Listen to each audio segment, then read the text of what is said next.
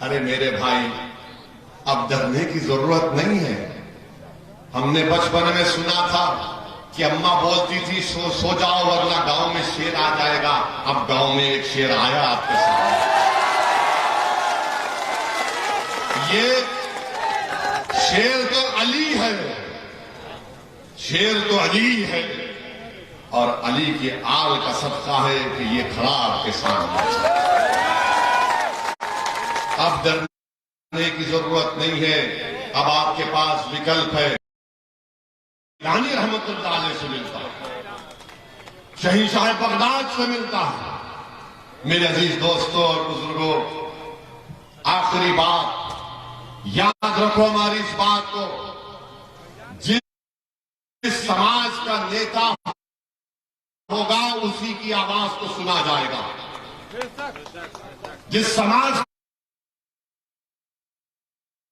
का नेता होगा उसकी आवाज को सुना जाएगा।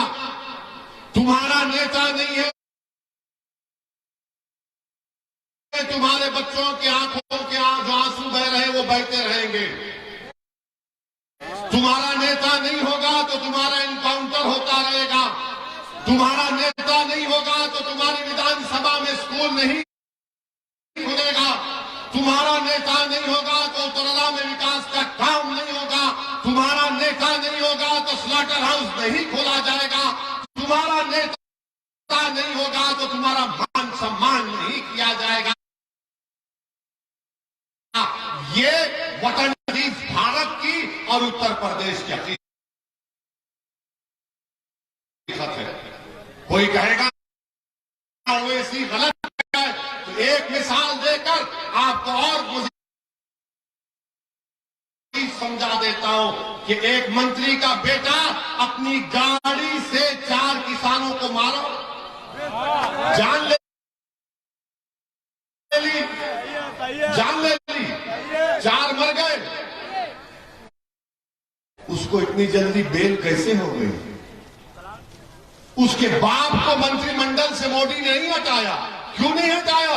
क्योंकि उस समाज का वोट चाहिए।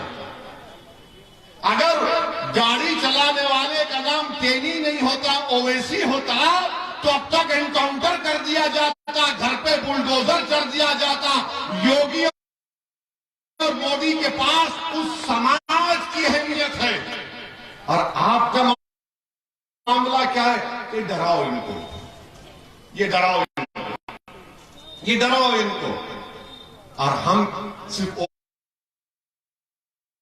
वोट डालने वाले बन गए। अरे वो डर गए। अरे मेरे भाई, अब डरने की जरूरत नहीं है।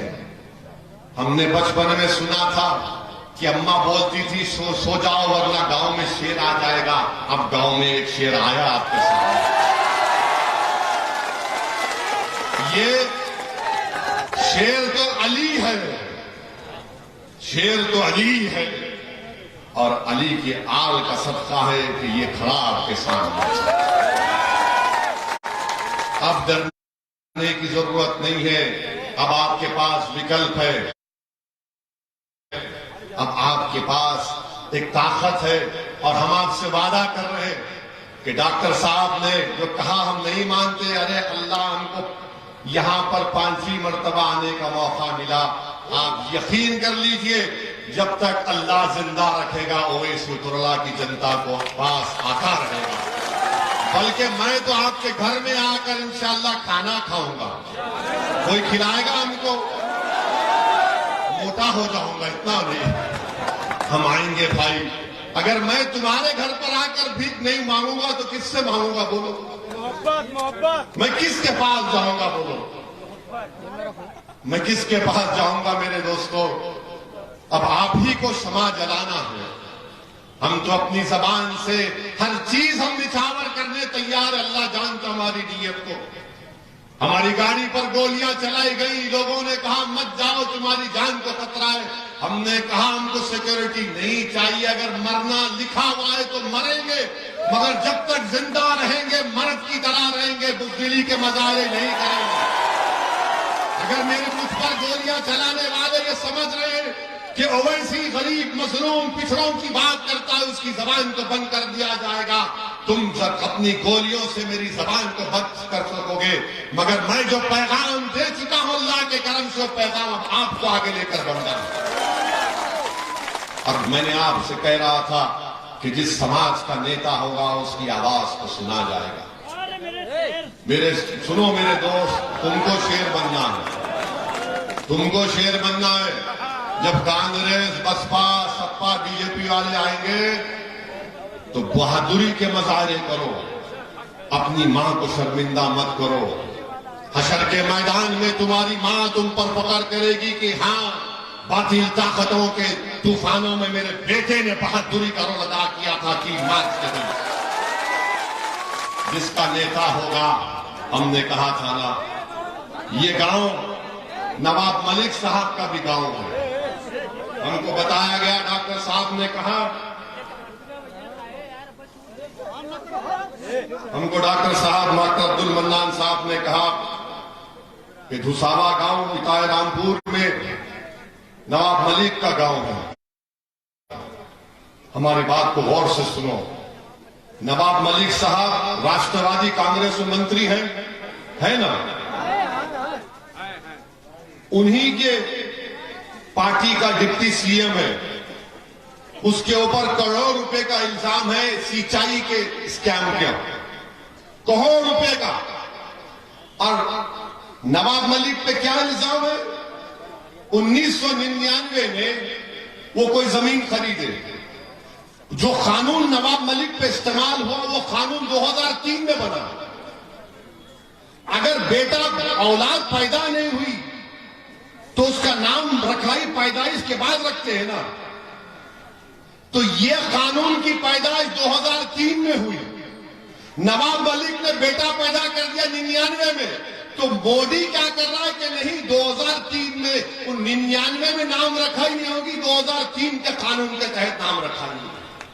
और देखो आप, मोदी भी एक ही है, राष्ट्रवादी कांग्रेस के नेता भी एक ही है। वहां पर नेता का भतीजे पर इल्जाम था। अगर भतीजा गिरफ्तार हो जाता तो राष्ट्रवादी कांग्रेस महाराष्ट्र को रोक देती, मगर क्योंकि गिरफ्तार होने वाले का नाम नवाब मलिक था, इसलिए सब गूंगे बनकर बैठे हैं, सब गूंगे बनकर बैठे। क्या नवाब मलिक पर जो इल्जाम लगा गलत है, झूठ है? और एक मिसाल देता हूं, आजम खान मंत्री थे, अखिलेश मुख्यमंत्री थे ना? मंत्री पर इल्जाम कि उन्होंने अपने मंत्रालय में किसी का गलत नौकरी पे रखा किसी को। आजम जेल में और मुख्यमंत्री हेलीकॉप्टर में फिर रहा है कि तुझ पर मेरी जवानी कुर्बान के नारे सुनते हुए। अगर मंत्री जेल में है तो मुख्यमंत्री जेल में क्यों नहीं है? क्यों नहीं है, सोचो आप। मैं भड़काने के लिए नहीं कह रहा हूं, सच्चाई बयान कर रहा हूं। अल्लाह मेरी जबान में इतनी तासीर दे कि मेरी आवाज आजम खान को जेल में सुनाई दे और नवाब मलिक को बंबई में जेल में सुनाई दे। हम दूसरी पार्टी के अलग अलग पार्टी में है, मगर मैं नाम के नाम पर और नाइंसाफी के नाम पर अपनी जबान को नहीं रोक पाऊंगा। तारीफत करूंगा राष्ट्रवादी की और समाजवादी की, मगर जब सच्चाई की बात आएगी, सच्चाई यही है। मेरे अजीज दोस्तों और बुजुर्गों, मैं साथ ही साथ आपसे ये भी अपील करूंगा कि आज की रात आप नवाब मलिक के साथ अनवर हाशमी और आजम खान के लिए दुआ करिए कि अल्लाह अनवर हाशमी साहब को सेहत दे। और मेरे अजीज दोस्तों और बुजुर्गों, ये हिस्सेदारी की लड़ाई है, ये बराबरी की लड़ाई है, और इसमें आप हमारा साथ दीजिए। ये उत्तराला की जनता की विकास की लड़ाई, हमारा साथ दीजिए, सरपरस्ती करिए। अगर किसी से भी कोई गलती हुई तो माफ कर दीजिए, माफ कर दीजिए मेरे भाई। आपकी आवाज उत्तर प्रदेश के विधानसभा में सुनाई देनी चाहिए। हाँ, हमारे जाने के बाद इबलीस की औलाद यहां पर आएगी, इबलीस की औलाद आएगी, आके बोलेगी ये ओवैसी तो बहुत बोल कर गया, मगर बीजेपी, कांग्रेस, उनको एक ही जवाब देना, अब हम डरने वाले नहीं हैं।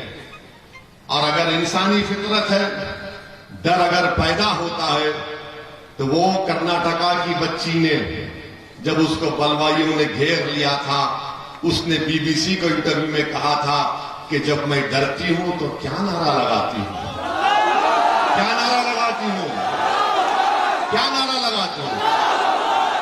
अरे आवाज ही नहीं आ रही। अरे ये टन-टनाटन है, आप लोग झूम के बोलो,